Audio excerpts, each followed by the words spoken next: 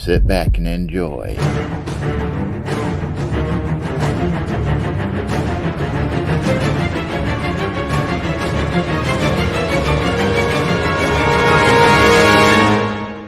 As we dive deeper down into the rabbit hole and into the unknown.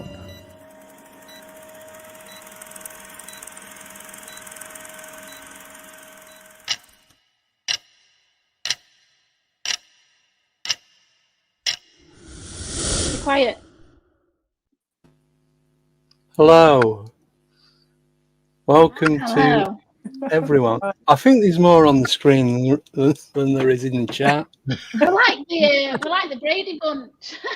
Again. Oh, do you know what though? It doesn't feel like 24 hours. I feel like I've done about 2-3 hours. Yeah. That last hour felt like about 15 minutes to me. So that flew, and that's why I said the man. I just didn't get a chance to ask him anything, so I do apologise. So, but the girls did promise that they was going to come on for the last hour because they did the first hour. So, yeah, you're a true pal. We're gonna close the show. Yeah. Right. So quickly, not quickly, but Jeremy, do you want to talk about? Is it Monster Lore Tour podcast? Monster Lore Tour, yes. We're still pretty new. We're at, publicly we're at episode 22. We just our Patreon is up to 26. Oh. So we're still pretty new, but we do more of a deep dive research presentation sort of thing. We do some interviews. We do 10, 12 interviews a year kind of thing, and the rest of it's all our own personal deep dive research sort of stuff. Yeah. We try to mix in the comedy, keep it light, real infotainment sort of stuff. But we try to find new angles, new connections, kind of find our own way of looking at things a lot of times. Break new ground where we can. I think that's kind of the point of starting your own, is to try to find a new way of looking at it that you haven't found anyone else looking at it that way before, because in the end, we're all covering the same thing. So if we can each find a different way of looking at it in the end, if we combine all that, maybe we'll figure it out, right? Yeah. And like I was saying earlier, I don't know if any of you guys heard, that was one of the reasons why I did this, was to bring people together. Like I was saying just before we went on air, it's like you get I don't know what I said, no clue. I really don't know. I'm just proud of you for still being on mic, man. Connecting you guys, because I think you can work from each other. Mm-hmm. Whether it's you work directly or you just take bits of advice and go from there, and just if it works, it works. It's no harm in trying. You're not losing out. Mm-hmm. Right. I know for me, when it comes to paranormal, when I listen to stuff, not everything is like strikes a new chord with me, but every once in a while when I'm listening to somebody else's podcast or somebody else's YouTube channel, I hear something that all of a sudden connects to something else that I'd already been thinking of. And when those two things meet, all of a sudden I go, whoa, my reality just changed a little bit. I think I just figured out a new piece of this puzzle. And I'm hoping to someday have one of my episodes do that for other people to help put the puzzle together for all of us. You'd be surprised how quick it does. Yeah. Honestly. That's good to hear. Maybe I've done it already. I feel like I just started it being just over 20 episodes, but maybe that's happened already. Yeah. Who knows? Yeah.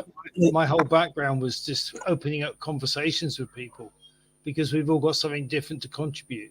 And I like listening to what other people have done, what they have to say and how they feel about their world, because we don't get to this point where we're explorers just because we're just a little bit fascinated.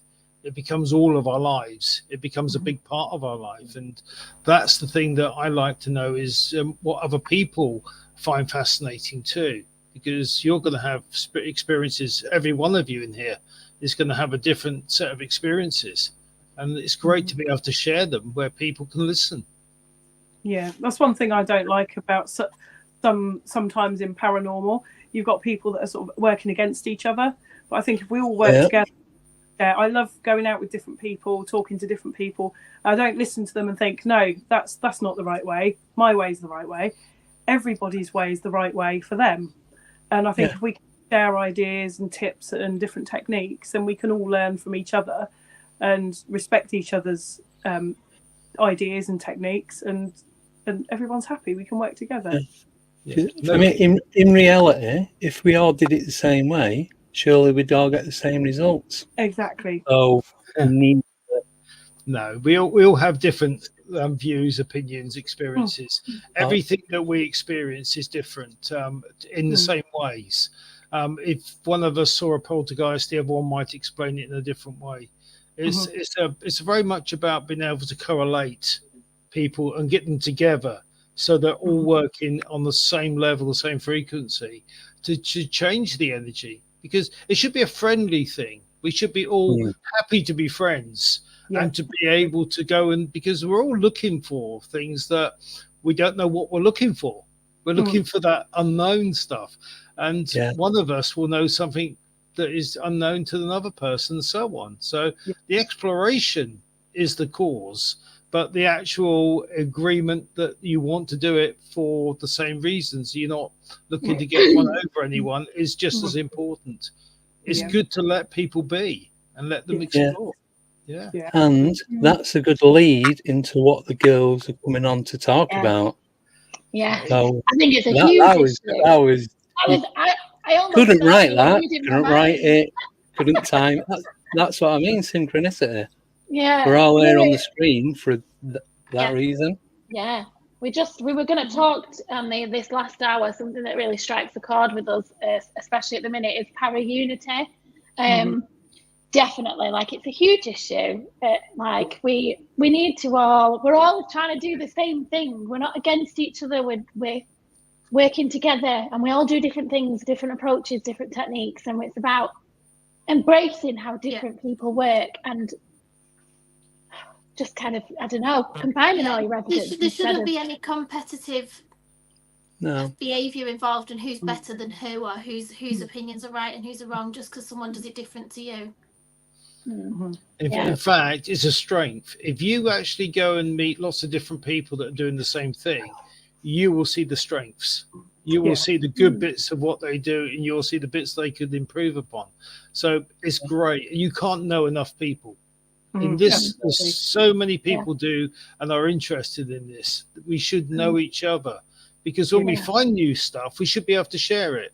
Knowledge doesn't belong to anyone. It belongs to everyone. And that's something that I think we should all start to understand. I mean, if I can teach you girls auras, and Jeremy, I don't need to miss you out, but if I can teach you all how to see frequency, I'm with you, man. Is that an offer? Is that an offer? Because I'd take absolutely. You come along. You come along. Come and talk to me. I'm always available. I always make myself available. So if you're interested and you want to see it from a different perspective, come and talk to me. Happy to do that. 100%. I think that's something that we say is like our channel with To Investigate is we like to get to know lots and lots of different people.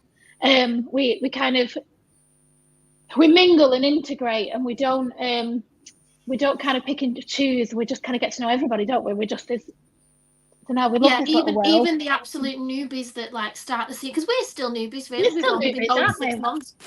Even people that are straight on there, we just befriend them, and we're like, hey, come on an investigation with us, or like we like I don't judge anyone for like what they do. Or I actually quite like I know it's a bit controversy around Ouija boards. I quite like a Ouija board. Do one now if you want. Go on, man. Go on.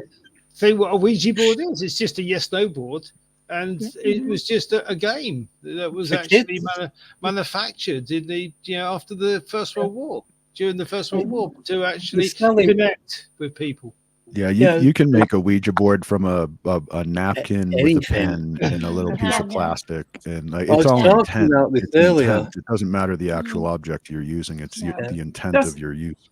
Yeah, exactly. And I'm not even sure Like, I wouldn't say I believe that it's an actual, that's something, I don't know how I feel about Ouija boards, but even still, the things that we've got off doing them it's still really fun to do, and it still brings you together as a paranormal team, and you still feel the same sort of buzz. I have a little bit of a theory about Ouija boards with so obviously you've got the ideomotor effect, but I kind of have this little niggle that say that whatever we're trying to communicate with can tap into us in a way, and they're using our subconscious to communicate. So although we don't know, do we? But although our subconscious may be answering for us on the Ouija board, if we've got to take that into account, you don't know if maybe whatever these things are that we're trying to communicate with can actually tap into our unconsciousness, like our subconsciousness. We don't know, do we? Could be them. Sarah, think about soul-to-soul communication, not just communication. If we all have a soul, which I don't know if we all agree on that. I think that we're open to understanding what this energy is inside of us. If we do, then we have the possibility of connecting to anything, any period, any situation. So if you think about a Ouija board as a conduit of energy that comes through us that allows us to connect souls, we could talk to anyone throughout history if we have the ability to do so. So in other words, you mean the things like language, the things like time that we run our lives by may be totally not the way that we see it. So the whole thing of a Ouija board, it only sets us up for what we already know. It doesn't do anything. I just say quickly. Sorry, I said it earlier. I think it was before Jeremy and that was coming on, talking about Ouija boards, and it was designed for kids to contact dead family members as a game. Yeah. No. But that was the times, wasn't it? 1914, when people were going missing and never heard of again. People were looking for their brothers, their uncles, their husbands, because they weren't coming. They weren't coming back. They were just particularly between the world wars. Yeah. So it was designed for comfort, really. Then wasn't it? Yeah, it was. But then isn't mediumship designed for comfort? Isn't it more about the people that are here than the people that are past? One of the major questions that people ask me is, are they all right? Which I often say, no, they're dead. So I think a lot of what they were doing at that point was a form of therapy. I think it was a form of psychotherapy, honestly. Well, and a good medium could bring you some sort of inner peace where you didn't have that longing that you needed to talk to them one more time and stuff. I think they actually gave you that closure, and even the ones that weren't really channeling, that were just like feeling the room. I think it was a sort of psychotherapy in its way. So what's a Ouija board? Is it an extension of that? Could be. So worth thinking about, isn't it? Yeah.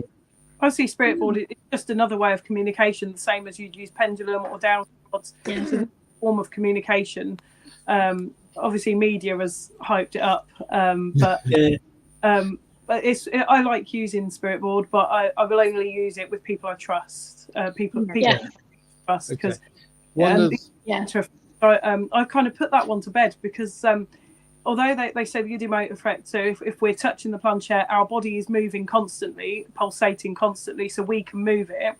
But if that's the case, then your body doesn't stop. So therefore, why does the planchette not move every single time you touch it? Because I've sat for hours, and sometimes it has not moved an inch. Okay. So if the ideomotor was there, then it would move all the time. But there's lots of different variations, because there's EVPs, which we really are very into and very new in regards to how we use them in investigations. And one of the most fascinating subjects I ever looked at was a telephone line that talked in Old English, and it had Old English voices coming from the wire.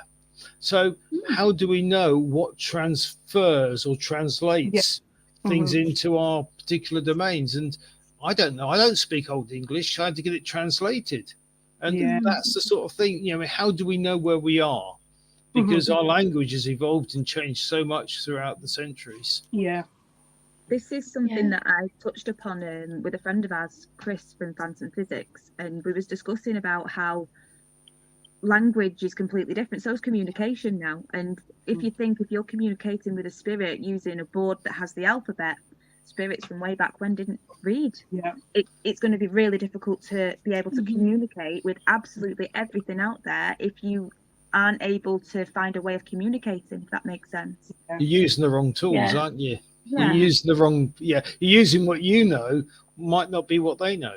I mean, we was talking about maybe possibly creating something that used symbols that were more recognizable from centuries ago rather than alphabet letters, things like that, and seeing if maybe that was a good experiment to use going forward, just to try it, to see if anything actually comes of it, because it is very difficult to pinpoint what people, I mean, we've done Ouija boards where we've had absolutely no sense being made. So to us it was communication, however that communication we couldn't understand. But if that spirit couldn't understand what it was communicating with, who's to say it wasn't an intelligent response if we couldn't actually monitor it properly? But AD, is the main purpose to make contact or to understand the contact? To make contact all the time, I guess. Okay.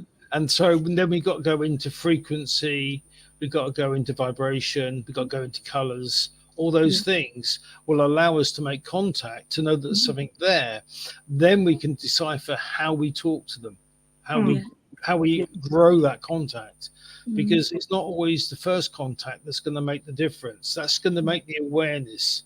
Then from there, it's about how we actually choose to open that awareness up. It's just like the aliens in Star Trek, you got to make the first contact and then you learn how to communicate. I just say, like with the Ouija board and that, how to, when you're asking questions, like you said, if they don't have the ability to answer back, if they can't read or write, how do you know you're not manifesting that answer, or you're projecting it and you're getting the answer or a answer that you want? Can I ask a question, Andy? Has anyone here ever had a conversation on the telephone with someone that isn't alive? No. I have not, but I know someone personally who has. Oh, that's interesting. I do have a second-hand account of someone that happened to, where it was their grandmother. How did that come around? Yeah. Honestly, it's kind of an older story with someone I grew up with a little later in life, but I probably heard this story over 10 years ago. But it was something that they got a call from the old phone number kind of thing. When they picked it up, there was actually a quick conversation and then the call cut off. I don't remember all the specifics of it, but it was what? My grandmother's calling me from her old number. She's been dead for 5 years. Hello? And like, there was a conversation. I forget the details of it, but like really quick, telling you I love you one last time kind of conversation. And then the phone just cut off, and that was the last I ever heard of it. Wow. But yeah, like 5 years passed, and like the phone number just called their phone. Wow. It's pretty wild. Yeah, I've heard of that. I was on a podcast, and they got a phone call. They recognised the number. They answered it, and it was this girl that had passed on this, and she was on the phone. Well, they said it sounded like there's a lot of screaming and agony and all that behind, like in the background, and it sounded like there's burning. So they pictured that this person was in hell, and they was like, "Please help me get out." And it's like, distorted line. It was on there for like a few seconds, and it cut off. They tried dialing it back, but it wouldn't connect. Oh, bless. They've reached out. That one's a little harder to deal with. Has anyone connotation there? Has anyone seen the film of The Circus by Charlie Chaplin, where there's a woman that walks through there on the phone? Yeah, she's got like time traveler. What do you think of that? Because that's something, isn't it, to sort of debate anyway. It is interesting. I love things like this though, like with like time travel and time slips and things like that. I love it. I'm just writing a book about all these incidents, time slips and telephone calls and bits and pieces. I'm collating them all together because there are so many really fascinating stories out there. But really what I wanted to understand is what people think of them. You know, what do you think of things like somebody on the phone in 1927, or someone falling through time and landing in New York in 1908 with all documentation from 1808 on him? You know, there's so many stories. Has anyone experienced anything or know any stories? No. I mean, there's it's Bond. Is it Bold Street? Is it Bold Street in Liverpool? Liverpool. Yeah, that is a huge one. I'd love to know why that's like there's so many reports of time slips there, and I don't understand why specifically there. Be interesting to I don't know why I don't know why there, but there's lots of stories there of a sort of a woman who went into a baby clothes shop that she thought was, and this is quite recent. So when you think of time slips, usually you think, oh, they're going to fall like 100 years into the past, but she went into the shop and it was a mother care, Bond Street, Old Street, yeah. And she went into what she thought was a mother care and sort of stocked a basket up and thought, oh, all of these clothes are really cheap. I'm going to buy a lot of these. And she went to the till and she didn't think anything of it really. So it must have been a fairly recent time slip, sort of not going back too far. And she went to pay with card and they didn't know what to do with it. They were a little bit confused about sort of, I don't know, what they were going to do with this card, how they were going to take payment sort of with a chip and pin. And she went back and told somebody about it. And apparently there used to be, I don't know exactly if the story's been twisted over the years. I don't know how far back mother care goes, but she said it used to be a mother care. But she wanted to pay contactless, and so it was just really strange. I don't know, it's just a more recent account of a time slip rather than going back 100 years or so. Oh no, there's heap in the 70s, 80s, 90s, and there's people even now who are experiencing time slips. And there's a correlation between that and looking for ghosts or imprints or something, because what if people do fall through time? What if people do slip into the future? What if people do this and we don't know? And the other bit is, how do you know when you look around your local area that you're not seeing something out of time? You just don't know, do you? Yeah. How closely? I think that a lot. Yeah. Because you don't have to go back that far, do you? So you don't know. Could be a couple of hours, couple of days. Past you in the street could be. I mean, I don't know about you, but have you ever lost sort of? I mean, you've ever kind of lost. I don't know how to describe this because obviously it's technology, so you could very easily lose time. But you think, how is like my clock falling 5 minutes behind? Yeah, I've done that before. I don't know how. Yeah, like how is it? Yeah. I've lost time before in a couple of, well, probably about 10 minutes, and it what felt like a minute for me, and it was on the school run. And I've got 5 daughters and it came to 3 o'clock and I was like, my alarm goes off and I think, okay, I'm going to go and get them from school now. And I thought I had time just to go and get shoes on and things like that. I thought, I've got 15 minutes before I have to pick them up. They come out at 3:15. And I went into the kitchen, made a drink, came back quickly, and it suddenly was 3:15 on my phone. And I was like, what the heck? Like, surely that is not, like, what has gone on there? Like, has my phone glitched? Why am I late? There's no way I can be late. And the alarm had only just gone off at 3 o'clock, and I think I'd lost about 9 minutes. And I was like, there's absolutely no way that was 9 minutes. And I cannot, and it baffles me to this day. I still don't understand what happened in that me just going into the kitchen. But is time a constant? I don't think it is. I really don't. I think it's a variant. And there's times in our day where we can't account for time. And it's amazingly common. You know, your experience there, Emma, is amazingly common within people's lives. But because we lead such busy lives, we don't think of it. We just think we've just been distracted. And sometimes that is enough for us just to move on because we haven't got enough thought to be able to work it all through. There's some crazy stories. There's also the concept that, space-time, time existing as a dimension, if time is a constant, can time warp like space warps? You get the gravity wells in space, like, the bowls around the orbs. And if you look into the whole concept of the curvature of space, which has been proven, does time do the same thing? And if so, if all of a sudden you drop into one of those little time wells, where'd the last 10 minutes go? I've got one for you then, Jeremy. Like space-time is one thing. But Jeremy, do aliens have time? See, that's the question. When you travel through time, are you... I have this whole thing that we did in the podcast about building... The U.S. Navy has a program called PAX 205, for which they've been releasing a bunch of FOIA documents that have been requested over the last decade or so. And it kind of shows that they're working on what could ultimately become essentially a warp drive from Star Trek. And the concept behind it is you have your craft. It combines elements of acceleration or velocity, spin, vibration, and charge.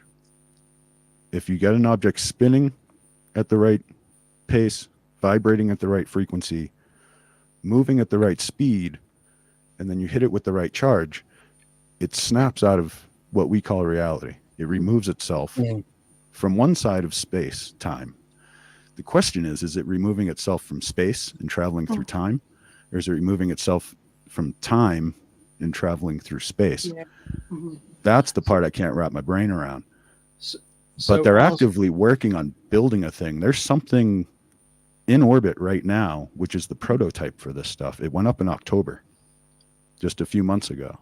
There's these two little nodes that they attached to the side of a dead satellite, and they're testing to see if they can move it in a controllable way. And if so, we may be on our way to 0 point energy, like straight up jumping through time, event horizon kind of space travel. But like it's happening. But the science behind it is obviously very real. But are we experiencing this when we see things like imprints or ghosts, or people have experiences where they actually talk to somebody who isn't alive, Andy? Remember, with your experience? I'm getting it. I'm getting it. Are you getting it? I'm glad you're talking about something I can understand, because that was just... Well, but it's the whole nature of things, isn't it? That's the one, isn't it? That's the picture of the entity that you talk to. I had a conversation with who doesn't exist. Wow. And his face wasn't glowing red when I spoke to him. Oh, what am I doing? Yeah. He was pale, he was Dutch, he was about 24, 25. But I was filming it on the phone doing a live investigation, I had a GoPro on. And that picked up most of the audio. When you listen to that back, he sounds like a 78-year-old bloke. Like old. Andy, have you got this? People watching the live stream, but I was losing it, I'm talking to myself. Yeah. Some could hear him, some could see him, some nothing, no audio, no visual. It's an empty bench. But Andy, they couldn't see it until we got the still from the video. So Mark, the guy that I was with, we'd split up in the cemetery, he'd gone walking down. I apologised to this guy because I thought it was Mark who was dressed the same as him. So I'm blinding him with the torch. Yeah. I apologised, explained what I was doing. I said about your mate, he went, he's just walked past me, he's gone down there. So I'd gone to where he was, like, there's no one on the bench. When he just saw me walk past him. He's on his phone, rewound it as he walked past the bench. There's no one sat there. So we got a group of ladies that all do investigations. Have you ever had an experience like that? Have you ever, come across something or had a conversation with something? Yeah. Yeah. We Hinchinbrook House, Huntingdon, And it was just an awesome experience that I wish I'd took more notice of at the time. We were investigating in one of the rooms. We looked out the window and there was this man walking past. This was, I think it was October time, so it was quite cold.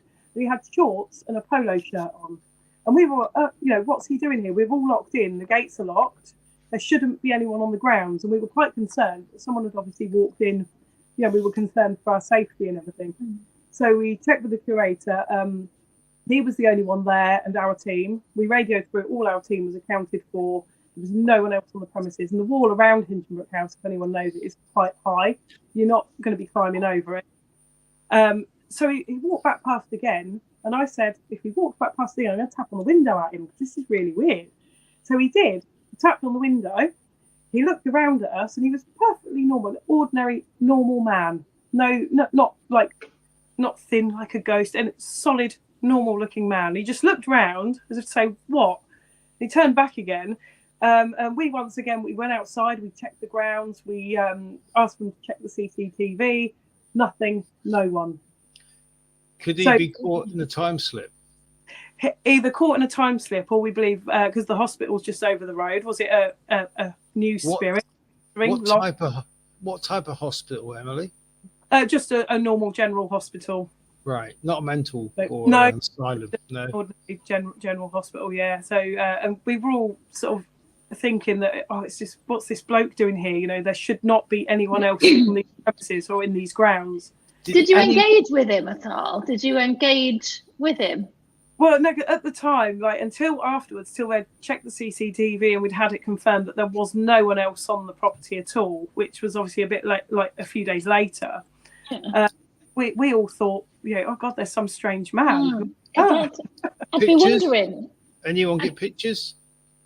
We didn't get any pictures of him or anything. No. And there was about 8 of them. All saw him. He was solid, clear as day. It was quite an experience.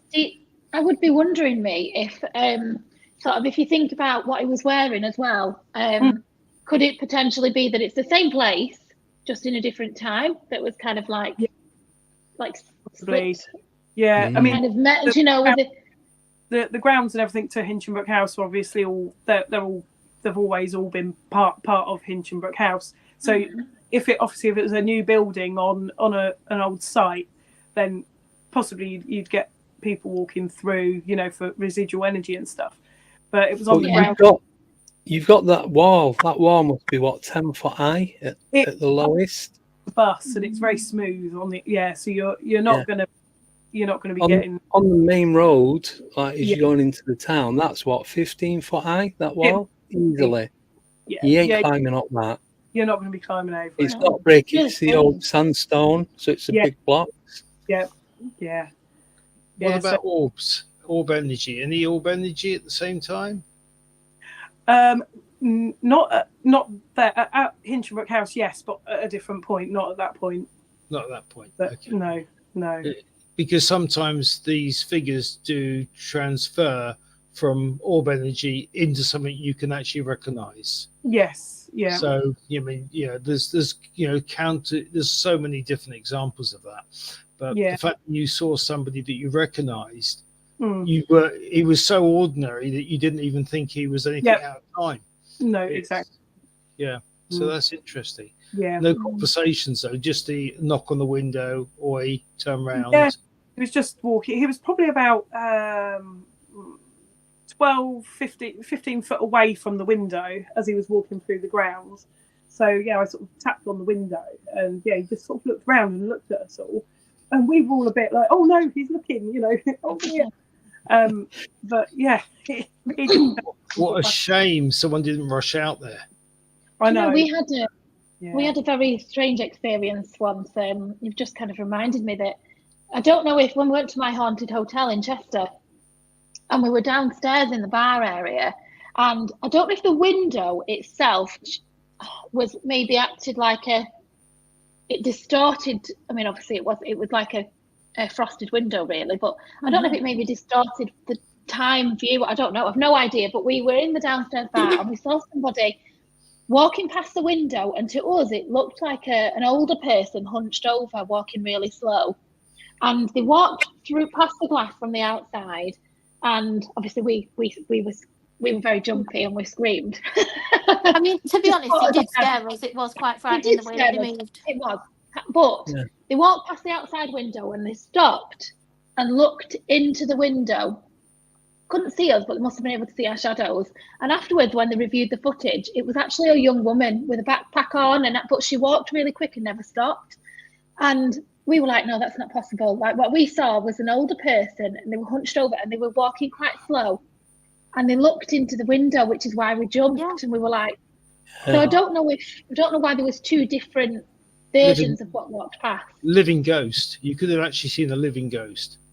And that is the projection of somebody who's still alive, but shows you in different parts and different phases of their life. Well, that's interesting. That gets into the whole doppelganger thing. A lot of times that's an omen that person's going to be dead soon. When you see really? Like I don't know if I agree with that, Jerry, but what I do see, I know about living ghosts. I know that they do appear, and the scary bit is that they could appear as you. You could appear as a ghost somewhere without realizing it. Oh, see, that's really creepy, because I was saying yesterday night about how I saw a version of me and my sister at the bunk bed in the bedroom once. I saw another version of me and Emma standing there in the bedroom once. Yeah. Very real. And it disappeared. Yeah, happens. Oh, gosh. This happens. People have been spotted walking up and down their high streets, when they're different age groups. Sorry, Jeremy.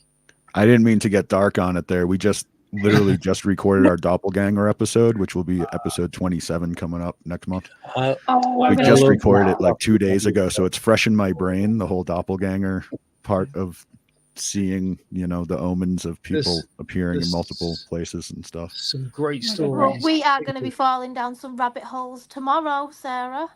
There you go. There you are. What's tomorrow? No, just falling just while we've got some free time. We're going to be falling down some rabbit holes. Right. I see what you mean. Oh, yes, of course we will. Yeah, 100%. I've got my little list of things. Okay. But if you're interested in living ghosts, there's quite a lot to research and to actually look at within the phenomenon, because it means that any of us can be a ghost. Oh, gosh. How do we know we're not? I mean, this is all a dream to begin with anyway, right? We could actually finish up really sort of self-exploding, couldn't we? The thing about anything is that reality that you're in, are you creating it, or has it been created for you? If it's been created for you, is it a design that you've actually asked for, or is it something totally out of your perspective so you can learn? A lot of the things that we get is what we manifest, what we actually want. Like with you and your sister, was it Emma, your sister, Sarah? That was about being able to recognize it. And often people are only recognized not because they actually are that person within their age. It's because they have the same rings on, or the same necklace, or the same overcoat. And they're recognized by what they're wearing before they're recognized as the person that they are. So it's well worth, if you've had a touch on that experience, it could mean that you could actually go and explore that further. I'd just say, I don't know if you mentioned it, but he said Sarah and Emma are twins. Right. Okay. Not just sisters, so they've got that extra connection. Is Emma on this as well? She is. Yeah, she's you're the twin of Sarah. Yeah. Okay, right, brilliant. You've got different personas around, you see, but we have, you have, but your auras are different as well. I can't quite see your aura, Emma, because you're in a little box and you've got your glasses on and you've got your pink jumper or whatever it is on, and you're a bit sort of snuggled into that box. What's my aura then? What's it giving off? See, you're a totally different person. So you've got these really two strong characteristics. You've got this ever wanting to understand, but you've also got this really exacting personality that has to have everything right and everything in the right boxes. So if you don't get everything right, you get very frustrated. So it has to fall into where you know it to be. So yeah, that's your personality. I wouldn't say that you were bossy, but you are wanting to make sure. Okay, you would say it. I wouldn't be so rude, but it's all that sort of part of you as a person that you take things, grab and run with them. You're always probably the first to start something or to put an idea out there. That's your curious nature. Emma's a little bit different. She's a little bit more laid back, a little bit more self-critical than personal. Outside of that, herself, she would probably criticize more than anyone else. Just looking at you, yeah, you've got a more of an older attitude to life. You believe in things happening and working out and just enjoying and noticing. You wouldn't boss people around so much. You would be more observing from the outside. So your personality is more introverted than Sarah's, which is more extroverted. Okay. Yeah. That's enough about me. Let's talk about that's okay. That's really interesting. Thank you. Yeah, it's honestly really good. Never had anyone do that before. No, it's what I do. So it's what I do as a job. So you say you can read colours and things. Like, do our auras have a colour? You of course, yeah. You have multicolours. Oh, and multiple colours. Yeah, and on here it's a little bit more difficult because you've only got a little box of a person, but you get an impression of who they are and the colours around them. If you want to send me a photograph of you, full length, I can look at it and I can tell you exactly who you are because that's what I do. Oh, that'd be interesting. I will definitely be doing that. That's amazing. Yeah, isn't that? That's come and have a look. Yeah, I mean, I'm always happy to check you through it and talk you through it. But it's also nice to be seen by somebody who doesn't know you as the person because they will point out stuff to you that you don't really realize sometimes. You don't see yourself how other people see you. Can I just say we just got a message through then from our fourth member, Tony. Unfortunately, she's poorly tonight. That's why she's not with us. But she's just messaged saying, "You got that spot on." I mean, I always get called the more mature, sensible mother of the group. And I'm definitely bossy. And if it's crazy, everyone says to me, "Spot on." It's a joke now. Wherever I go, people say spot on. Yeah, I mean, we have fun with it. We do it seriously. Yeah, there's a mix and match about it, but it's just it's no tricks. It's just an ability that I have to see colours and frequency. So what can you see? What can you see about me? Any secrets? Let's have a quick look. Remember, it's a public forum that we're on right now, so I mean, you don't want to give me too much scope to character assassinate you. Okay, this is more about you are somebody that again goes into detail about things. You're a questioner. You're an inquisitor. Your outer aura attracts individuals that can be quite difficult as well. You've got quite a lot of difficult people in your life, I should imagine currently, because you have that sort of feel about the aura. I don't think you ever really push anyone away. You bring everyone to you. So you're a gatherer. You're a gatherer of people, and you rather help others than yourself. And that's a big part of your personality. It's almost like if you're not helping someone, you don't feel really right. Yeah. And that's really where you are as a person. Yeah, spot on. Again, see, there you go. But this isn't about me, right? This is about talking about ghosts and about things that we've experienced and things that we hope to experience in the future. Because I think that's far more important. I'm not here to tout aura profiling at you girls because it's something that everyone enjoys. It's fascinating, but it's probably more fun at a party or a social gathering where people can have a laugh and know somebody. But the experiences that we have paranormally can be really interesting for people that are tuned in to watch.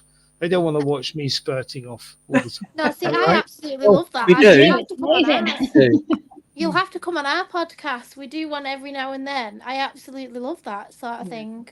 Absolutely. Yeah. We do it like this. It's so interesting.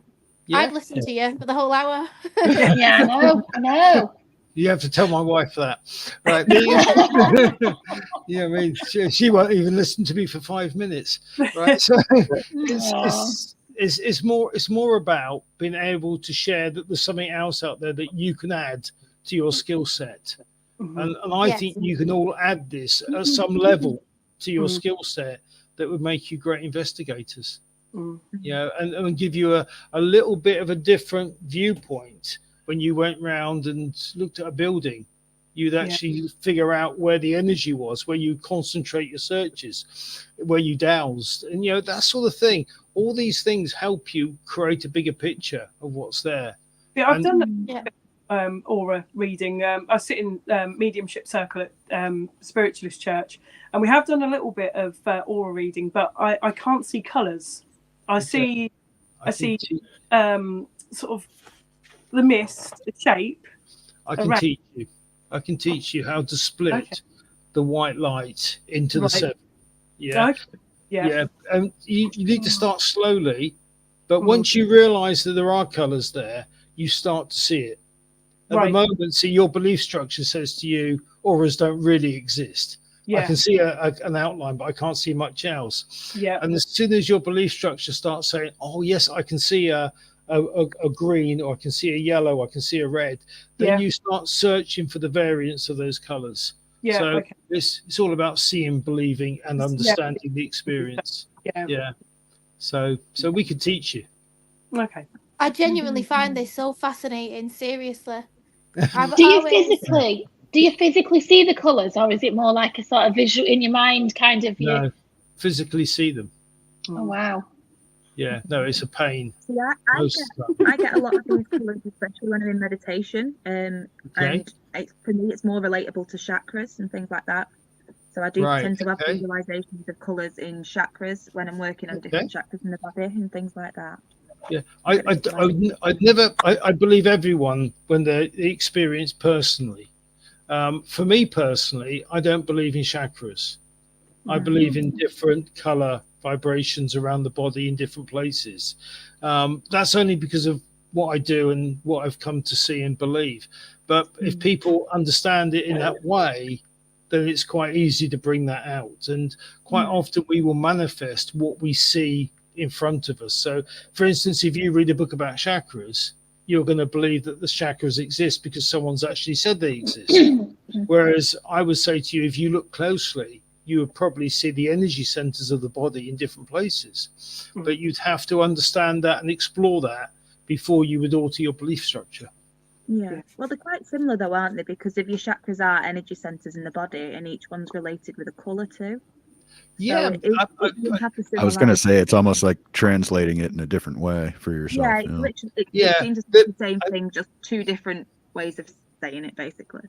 Yeah, you've probably got a really good point there, and not to sort of split it too deeply, but the actuality is the colours that you see aren't just the colours that they show. There's so many different variants of those colours, and they're not in a straight line. They're not in the different on the crown, on the throat, the heart, the stomach. The base. They're not there. They're in different places. And I think once you start to explore the possibilities of those colours being individual but combined, then you start to see what those colours represent, and they represent far more than what you actually see them believing. And also understanding them to believe. So there's quite a lot of knowledge locked into that you can explore and go and experience. Can I ask, do you use the colours as representation of different things? Yeah, well, I tend to look at the aura in 3 layers. There's the outer aura, there's the middle aura, and the inner aura. The outer aura is really denoted to where a person is, their strength, their energy levels, their protection. It's the sort of the outer shell of the person's energy field. The middle aura is about energy, but it's about imagination, variants of emotions, those sort of things, frustrations. They seem to mix in that middle bit. And the inner aura is very much about yourself, your physicality, how you breathe, what your fitness is like, illnesses, that sort of stuff, and what you eat and where you live. So there's sort of a plan there, but it's very so open to where everyone is different and everyone has an individuality that is shown in that aura. So it's very much about the individual person. So can you tell then that I am a bit of a pig and order takeaways all the time? I would no, I'd never be rude to anyone. He would. Give it a throw, he would. No, I wouldn't, Andy. Shut up, you old git. Oh, Right. really? No, I wouldn't be rude. No. I think that we all have our own basis, yeah. Very genuine. That's fascinating. Yeah, but about ghosts. Let's talk about what do anyone have a version of what they think a shadow ghost is? It's like a no, don't know what it is. No, we've seen them, haven't we? Describe what you've seen, Sarah, because I'm interested to see what you've seen. Well, a couple of things. It physically in person at the time, things in our peripheral vision. Yeah. That I don't know if that's I don't know. I sometimes think it's to do with the frequencies and sort of how when we're looking at something directly and light is traveling in a straight line, we can't see it. But then if we're in our peripheral, I don't know. I've no idea. No idea. But you've experienced it. Yes, and we've caught things on videos as well that we didn't see at the time. But amazing. Did you feel? Did you feel low, emotional at the time? No, when you see it in your corner of your eye, though, it does give you a feeling of you're very what's the word? There's a dark feeling. Dark is in this like emotional, not like shadows or anything. You do get a feeling that something is actively watching you intelligently, and it's not like a residual thing. It's like there is somebody actually there, like a physical feeling of being watched. Very paranoid feeling. Sentient creature. Yeah, interesting. Now, I mean, I don't know. I mean, Jeremy, you're the ideal guy to ask about this because I'm sure that you've looked into it and experienced certain things like this. What's your belief in this area? I have some actual personal ghost encounter stories. That's what we want. Flagstaff, where I live, is a very haunted town. There's a place called the Hotel Monte Vista in downtown Flagstaff that might be the most haunted hotel in the country, honestly. It doesn't really get that recognition, but that place is so full of ghosts. But I actually have a personal story from back in my college days that a group of us actually all saw the same ghosts at the same time, which to me is the verification. When I'm the only one to see it, I'm like, that might have just been me, Yeah. But when there's like everybody sees the same thing, but we were admitting to some slightly bad behavior. But back in college, we went out one night and we hopped a barbed wire fence into an old Civil War fort that was all decommissioned and shut down. 20 years ago, over 20 years, or actually more like 30 years and 2,500 miles away. So I don't think anybody's going to mind a minor trespassing at this point. But it's called Fort Adams, and it's on the coast of Rhode Island. And I think it was Civil War. Might have been. It was an old fort. It might have even been originally Revolutionary War. But old school military fort, the big kind of open courtyard in the middle with the building around it, and then rooms on the outside of that wall from the courtyard.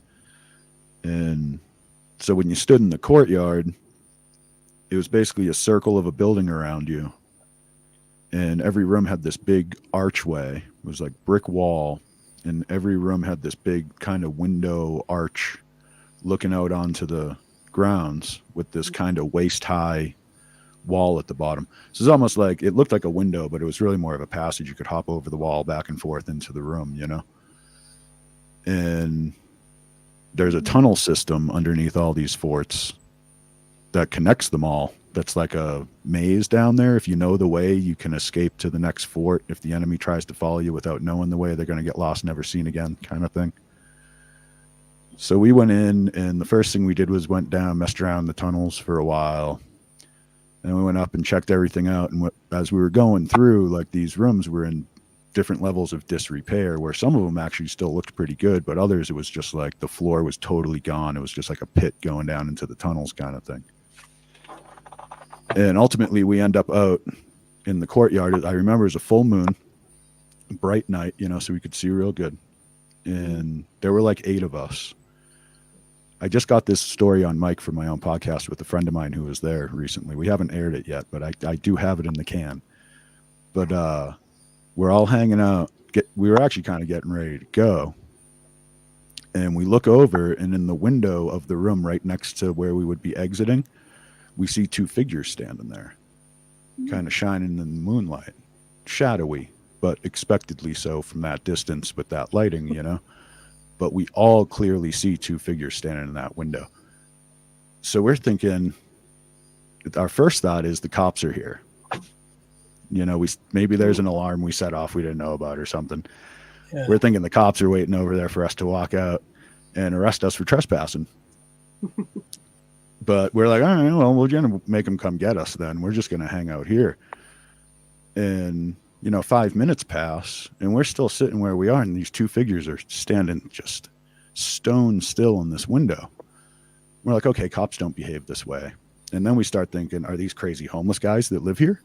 Are we in some kind of physical danger? Like, all these things start, you know how you start visualizing all the possibilities. So ultimately, me and one of the other guys there say, okay, we're going to go check it out. You guys stay here. You got our back. If anything starts going down, come help us out, you know, but we're going to very peacefully walk over there and see what's going on. Mm-hmm. So we walk over, and we start getting close enough to start seeing some detail, and we kind of like see the hats. We see like they look like they're in uniform. We still can't really see the faces yet, but the details are starting to come out because of the full moon. And we're like, oh man, this is the cops. Like, both of us at the same time, like, oh, they're in uniform, aren't they? This is the cops. We're about to get arrested. Just as we're getting close enough that we think we're going to be able to like really see them now, they just like duck down behind that waist-high wall. And then we freeze and we go, okay, maybe it is murderous homeless guys. What is going on here? Like, what is going on, you know? But at this point, and this is why I'm the guy with the podcast now, I'm like, I have to see where they just went. We can't just walk away from that. Like, we have to see what just happened, right? So real careful and slow, we walk up to the wall and we peek over. There's no floor in that room. It's a 50-foot straight down drop on the other side of the wall. There's no way to get from the other door to that window. There's nothing for floor in that room. It just goes down. So we freak out. Yeah, we freak out. We go running back towards those guys that running towards us. What happened? What happened? And all me and my buddy who were over there said was, we got to get the fuck out of here. Oh, excuse me. We got to get out of here. It's fine. Don't care anymore. So we just start running. We going up over the barbed wire fence. I ripped my hardcore heavy duty work boot, got ripped on the barbed wire because we were just in such a hurry to get back over the fence. We get out to the parking lot, we're all out of breath, and they're all like, what? You know, the other 6 guys are like, what happened? What happened? And finally we catch our breath and we go, there was no floor in that room. And everybody's face just went white. And they're like, okay, let's get out of here.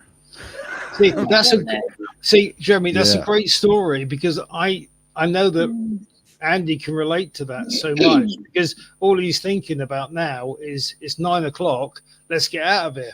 So it's a really good correlation. No offense to anybody. I'm sorry. Did I run you over, Andy? No, we've not. We've got 40 seconds. Can I just say, I had a story very, very similar to that, except it wasn't spirit, it was security guards. Yeah, there you go. And were you unlucky or lucky enough to get caught? No, we escaped. We were fine. Oh, good for you. Good for you. Yes. You didn't give up easily then. Oh no. No, I'm just. Just my thought. Yeah, you might have been, oh, catch me. No, but you didn't. You ran. Yeah, okay. Yeah, we ran. You ran. Right. Sorry, but I'm gonna have to boot you all.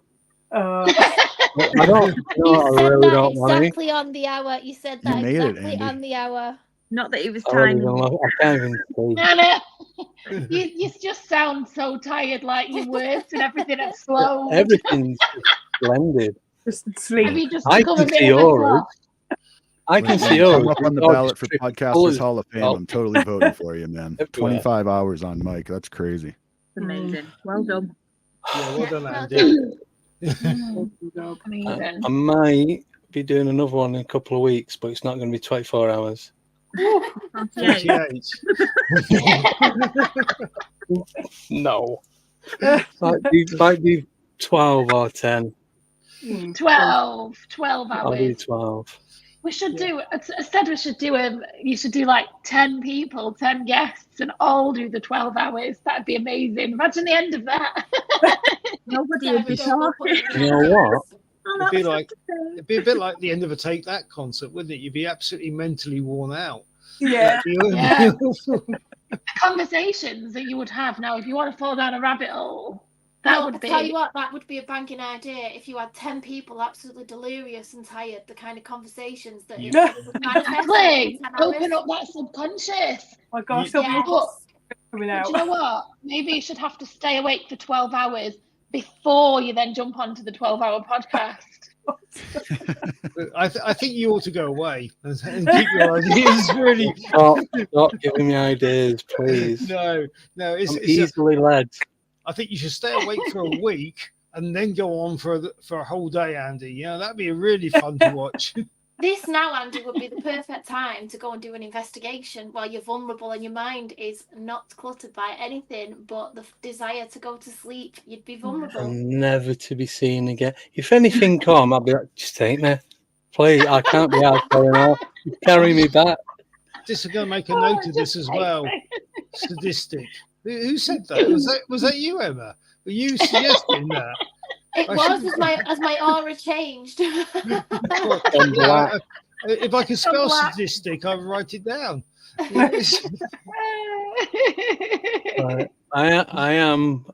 really am going to have to go. No matter how much I love to carry on, I really, really will. I've got to go. Right. You go. Well done, Andy. Thank you. Well done. Yeah, well done, Andy. Well done. Thank you. Well, thank you to every single one of you that's come on, and especially you guys, because you come on at the beginning and the end. We started it Right, great. I do have to say the whole, cosmic alignment thing. I've been following To Investigate UK on Facebook for like a long time. Yeah, you've been popping up in my feed for a long time now. I've been following Emily about the same time. Oh. So it's good to meet you guys. Oh, yeah, great. Big fan. That is why bring everyone together. It's lovely, yeah. I'm going to be following everybody that's been on. You do know, can I just say, because you are all in the list on Messenger of the last people I've sent a message to, if you get random unreadable messages, don't worry, I'm asleep. I ain't got to tell you what's going on. Is anybody who's from the UK coming to Parameet? Is everyone going to be there? Oh, yeah. Fabulous. Well, we'll meet in person there. When's that? Oh gosh, when is it now? It's usually about the summertime. There's a few, isn't there, this year? There's the North, the South, and the Midlands. We've got a couple of nominations for the Ghost Planet Network Awards. So you'll be there. Can you send me the link for the one in the Midlands, please? Yeah, of course. It's the 29th of June, the one at Hinkley. Yes. Yeah. Oh, yes. Oh, it's only down the road for me. Yeah. Oh, it's amazing. We're going to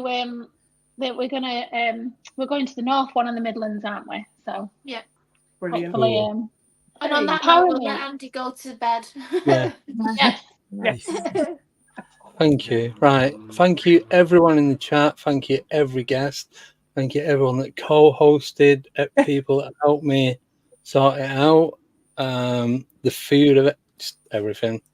The food, and I'm just going to sleep for about 3 hours if I'm lucky. Right on. So, but definitely, I'll get you guys on again, whether it's individually or together. I'll sort something out and we'll have to do an investigation, Andy. Yes. We'll do something. Yeah, if anybody ever needs somebody to fill in a Skinwalker episode for him, let me know. I got plenty on that. Didn't even touch that stuff on here today. Yeah. Yes, please. Yeah, I've lived in Arizona almost 20 years, and I'm used to be called a taxi driver. I used to be a professional taxi driver. Now it's called Uber, but I've been driving northern Arizona on the night shift for like almost 15 years. I got some stories. Oh, wow. Yeah. We'll certainly connect, Jeremy. Yeah, we're certainly, because I've got my podcast, and certainly, have a chat with you about those things, because absolutely I'm fascinated by anything like that. So be good. It's and the ladies, we'll talk. Away from camera. So if you want to know anything, just 100%. Just definitely come and have a chat, because anytime. So Jeremy, we'll get that arranged, and you girls we'll get something on the old paranormal investigation side, going on, because it'd be interesting to share some of your experiences with some of the listeners. So we'll do that too. Yeah, perfect. Amazing. Right. Sounds fabulous. I am booting every single one of you. No. Everybody. Yeah. Bye, everyone. Keep listening and keep drifting. And So thank you again, everyone. And thank everyone else for the support. And thank you. That's it. And I'm not even going back on the computer till Wednesday. Okay. So thank you. Thank you. Bye. Bye. See you all soon. Take care. Bye-bye. Bye. Bye. Brady Bunch theme tune.